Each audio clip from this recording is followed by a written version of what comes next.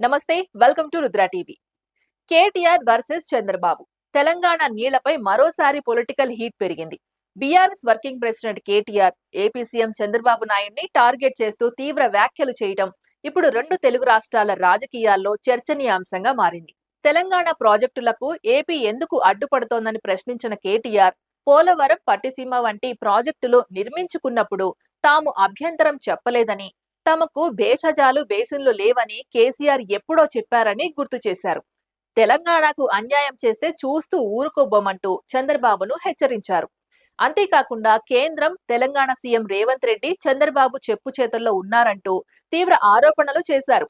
అయితే కేటీఆర్ వ్యాఖ్యలపై ఇప్పుడు ప్రధానంగా వినిపిస్తున్న ప్రశ్న, ఇది నిజంగా నీటి హక్కుల కోసం జరుగుతున్న పోరాటమా, లేక తెలంగాణలో కాంగ్రెస్ ప్రభుత్వాన్ని రాజకీయంగా ఇరుకున పెట్టేందుకు బీఆర్ఎస్ ఆడుతున్న వ్యూహమా? ఎందుకంటే నీటి విషయంలో రెండు తెలుగు రాష్ట్రాల మధ్య వివాదాలు కొత్తేమీ కాదు. తెలంగాణ ఏర్పడినప్పటి నుంచి కృష్ణా గోదావరి జలాల వినియోగం, ప్రాజెక్టుల నిర్మాణం, నీటి కేటాయింపులు, అనుమతుల విషయంలో ఇరు రాష్ట్రాలు పలుమార్లు పరస్పరం అభ్యంతరాలు వ్యక్తం చేశాయి. ఇప్పుడు కేటీఆర్ తాము ఏపీ ప్రాజెక్టులకు అభ్యంతరం చెప్పలేదని చెబుతున్న నేపథ్యంలో గతంలో ఏపీ ప్రాజెక్టులపై బీఆర్ఎస్ నేతలు చేసిన విమర్శలను కూడా రాజకీయ ప్రత్యర్థులు గుర్తు చేస్తున్నారు. ఏపీలో నిర్మిస్తున్న ప్రాజెక్టులు తెలంగాణ ప్రయోజనాలను ప్రభావితం చేస్తాయని గతంలో బీఆర్ఎస్ అభ్యంతరాలు వ్యక్తం చేసిన సందర్భాలు ఉన్నాయి. సముద్రంలోకి వెళ్లిపోయే వరద నీటిని వినియోగించుకునే ప్రాజెక్టుల విషయంలోనూ వివాదాలు తలెత్తాయి. మరి అదే సమయంలో తెలంగాణ ప్రాజెక్టుల విషయంలో ఏపీ ప్రభుత్వం అభ్యంతరం చెబితే దాన్ని రాజకీయ కుట్రగా ఎలా చెప్పగలరన్న ప్రశ్న కూడా వస్తోంది. ఒక రాష్ట్రానికి వర్తించే సూత్రం మరో రాష్ట్రానికి కూడా వర్తించాలి కదా. తెలంగాణ తన నీటి అవసరాల కోసం ప్రాజెక్టులు నిర్మించుకునే హక్కు ఉన్నట్లే ఆంధ్రప్రదేశ్ కూడా తనకు అందుబాటులో ఉన్న జలాలను వినియోగించుకునే హక్కు కలిగి ఉంటుంది. అయితే ఏ ప్రాజెక్టు వల్ల మరో రాష్ట్రానికి నిజంగా ఎంత ప్రభావం ఉంటుందో రాజకీయ ఆరోపణలతో కాకుండా అధికారిక గణాంకాలు, సాంకేతిక నివేదికలు, చట్టపరమైన నిబంధనల ఆధారంగా నిర్ణయించాలి. ఇదే సమయంలో ఏపీ ప్రభుత్వం కూడా తెలంగాణ ప్రాజెక్టులపై అభ్యంతరాలు వ్యక్తం చేస్తే వాటి వెనుక ఉన్న కారణాలను ప్రజలకు స్పష్టంగా వివరించాల్సిన బాధ్యత ఉంది. ఏ ప్రాజెక్టు వల్ల ఎంత నీటి ప్రవాహం ప్రభావితమవుతుంది, ఏ రాష్ట్రానికి ఎంత నీటి హక్కు ఉంది, కేంద్రం, సంబంధిత జల సంస్థల అనుమతులు ఏంటి అనే విషయాలపై పారదర్శకత అవసరం. ఎందుకంటే నీటి సమస్యను రాజకీయ నినాదంగా మార్చటం చాలా సులభం. మన నీళ్లను వాళ్ళు తీసుకుపోతున్నారు అనే మాట ప్రజల్లో వెంటనే భావోద్వేగాన్ని రేకెత్తిస్తుంది. కానీ అసలు వాస్తవం మాత్రం గణాంకాల్లో ఉంటుంది. ప్రస్తుతం తెలంగాణలో బీఆర్ఎస్ ప్రతిపక్షంలో ఉంది. అధికారంలో ఉన్న కాంగ్రెస్ ను ఇరుకున పెట్టేందుకు ప్రజా సమస్యలను రాజకీయంగా ప్రస్తావించడం సహజమే. అందులో నీటి అంశం కూడా కీలకంగా మారింది. చంద్రబాబు ప్రభుత్వం, రేవంత్ రెడ్డి మధ్య ఉన్న రాజకీయ సంబంధాలను ఒకే అంశంగా చూపిస్తూ బీఆర్ఎస్ కాంగ్రెస్ పై ఒత్తిడి పెంచే ప్రయత్నం చేస్తుందనే వాదన ఉంది. అయితే తెలంగాణ ప్రయోజనాల విషయంలో ప్రతిపక్షం ప్రశ్నలు అడగడం తప్పు కాదు. కానీ ప్రశ్నలకు ఆధారాలు కూడా ఉండాలి. తెలంగాణకు నిజంగా ఎంత నష్టం జరుగుతోంది, ఏ ప్రాజెక్టు వల్ల ఎంత నీరు తగ్గే అవకాశం ఉంది అనే విషయాలను స్పష్టంగా చెప్పాలి. మరోవైపు ఏపీలో వైసీపీ కార్యక్రమాల్లో కేటీఆర్ ఫోటోలతో ఫ్లెక్సీలు కనిపించడం కూడా రాజకీయంగా ఆసక్తికరంగా మారింది.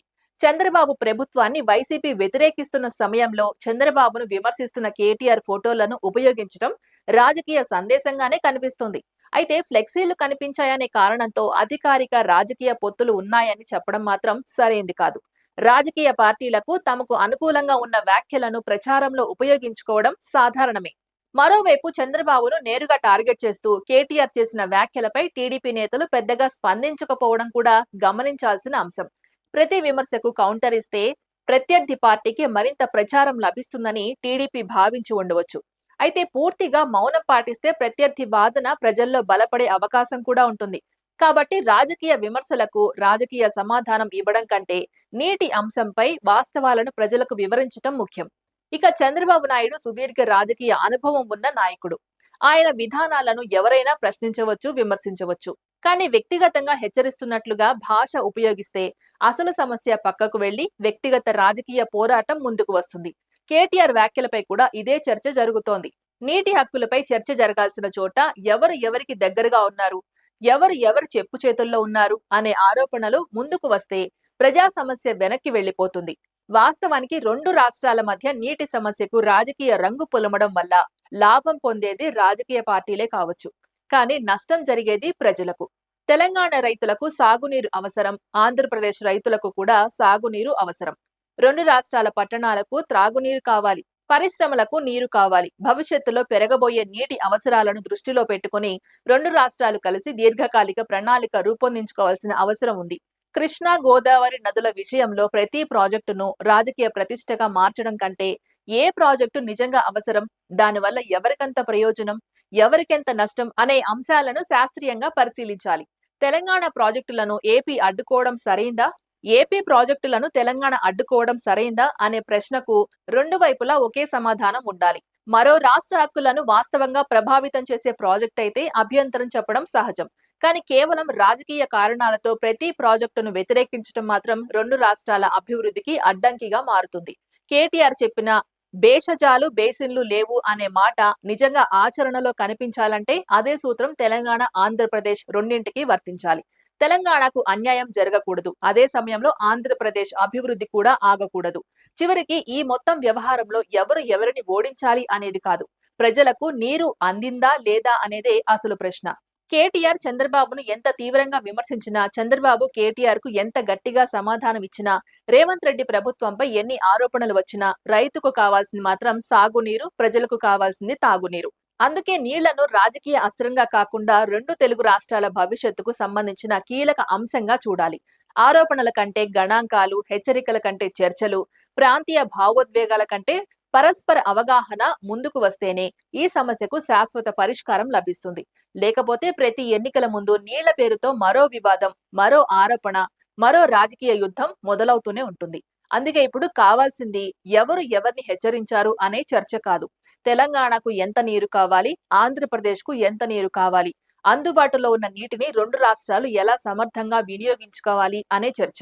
అదే జరిగితే కృష్ణా గోదావరి జలాలు రెండు తెలుగు రాష్ట్రాల మధ్య రాజకీయ చిచ్చుకు కారణం కాకుండా రెండు రాష్ట్రాల అభివృద్ధికి బలమైన ఆధారంగా మారే అవకాశం ఉంటుంది.